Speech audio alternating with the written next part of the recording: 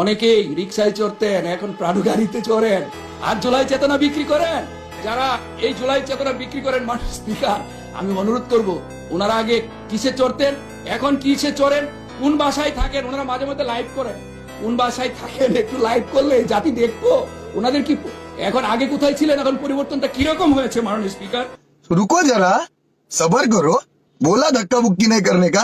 2 নম্বর বিষয়, মাননীয় স্পিকার, আজকেও এই সংসদে আমরা দেখেছি যে জুলাই সংশ্লিষ্ট আমাদেরকে মিন করে একটা কথা বলা হয়েছে যে আমরা আগে রিকশায় চড়তাম, এখন আমরা গাড়িতে চড়ি।